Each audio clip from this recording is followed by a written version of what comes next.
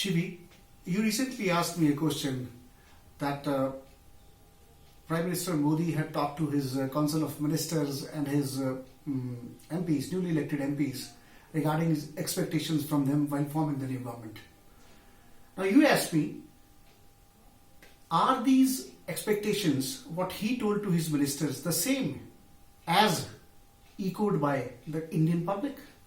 Well, in today's context, it's a very relevant question. And I think with the leader that Mr. Modi is, he was right to a certain extent. But in my opinion, there are certain things which he missed. The first and the foremost thing, he missed the issue of farmers, which is a very big issue.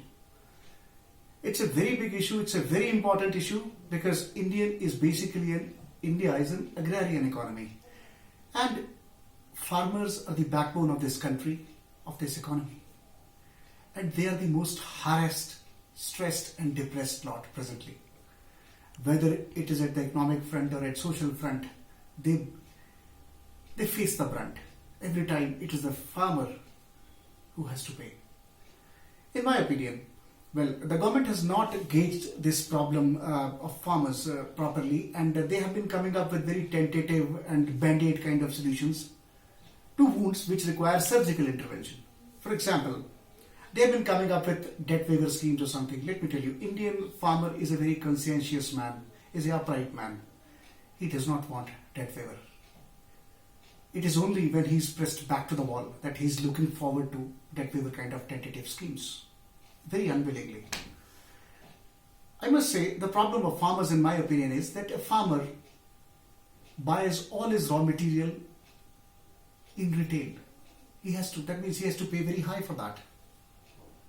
When he produces things, when he finishes his goods, he has to sell everything in wholesale. That means he gets paid less for that. And to top it all, on both sides, while buying the things, while buying the raw material, as well as while selling the finished goods, he has to pay the freight on both sides. So, this is the biggest problem. At every front of production, right from buying the raw material till selling his finished goods, he is not getting any margins, he is not getting any financial benefits. All this financial benefit is being transferred to the people who are selling in retail, or the people who are buying in wholesale, or the freight carriers, or ultimately the broker. So farmer needs that this problem should be addressed. If you find a solution for this problem, I think it will be a long-term solution and it will go a long way in assuaging their hurt feelings. So the Prime Minister has not talked to his Council of Ministers about this.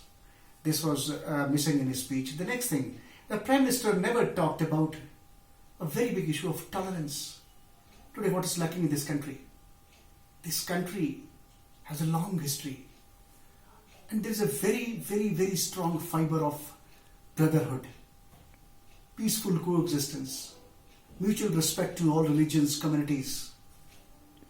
And when the government or the people sitting in the government and higher echelons of the government, they start getting intolerant, well, that is something, they become kind of cartoons in front of other countries. You see, for these leaders, Indian public is an audience, but for India, the world is an audience. Whatever India is doing, whatever Indians are doing is being watched by the people all over the world. So it becomes a very embarrassing situation. It's not about embarrassing even, it is otherwise even. It's not right. India has a certain ethos in its culture. It has to be carried forward. It has to be respected.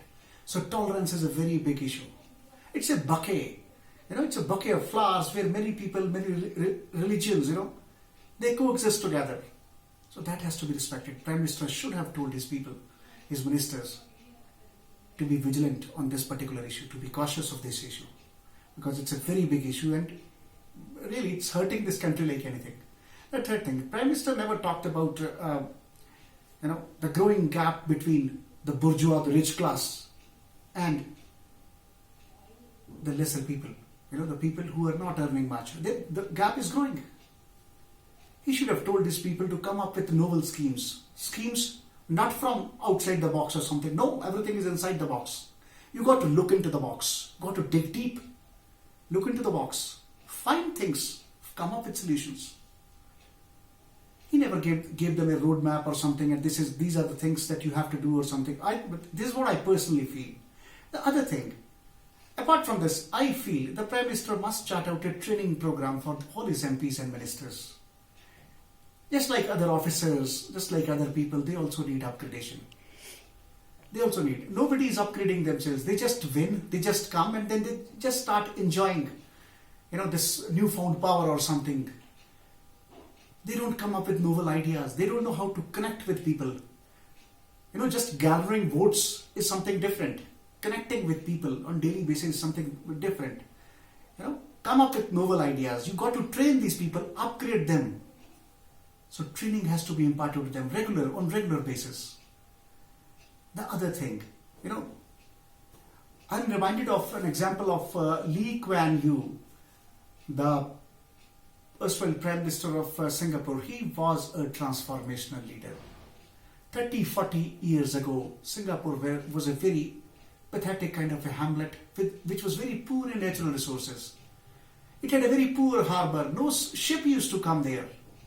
Now that Prime Minister, Mr. Lee Kuan Yew, he thought of things. He changed the context. He said, I want to make this country a country to be remembered by people, it should be a showcase country. I want the people of this country to be known for its country, for its particular this Singapore city. So what he did? He changed the context of the people. He started selling a new context to them, and slowly, the followers of him, his followers started becoming believers. He gave them a concept that no tourist will visit your country if this country is potholed, this country is littered everywhere with garbage. As a result, when people became believers, they stopped spitting everywhere. They became conscious of it. And now, I think Singapore is one of the cleanest countries. In just 20 years, they changed the context and changed everything. The country transformed. He thought of an idea. He said, I want to make this country a country or a harbour where ships come and offload their cargo in 2 or 3 minutes. And that's what he did. He was a transformational leader. He had a vision. He sold his ideas to his people, all the people around him. It all depends on the leader, how he manages his team.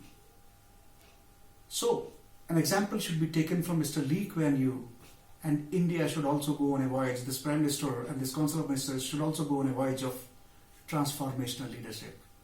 I must say this, that this country is a great country. And last but not least, Prime Minister never told his ministers directly. He never told them not to indulge in any scam. This is the last thing what the people of this country want.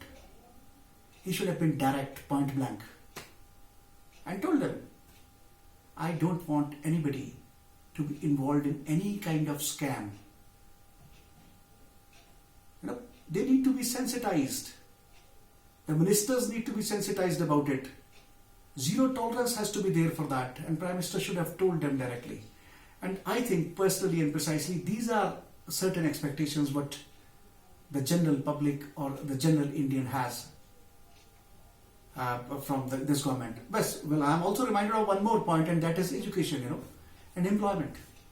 Indian youth today, Prime Minister has done a great thing in the past 5-6 years. They have come up with skill-based education and something, and imparted a lot of skill-based training.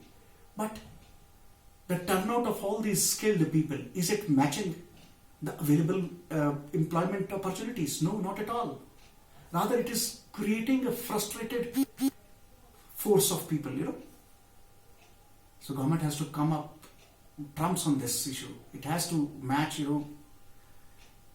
these all people with, these all skilled people with opportunities for employment. So this is what this country basically looks forward to from this government, this Council of Ministers. And the more I come up with things, I'll get back to you. I hope it's okay.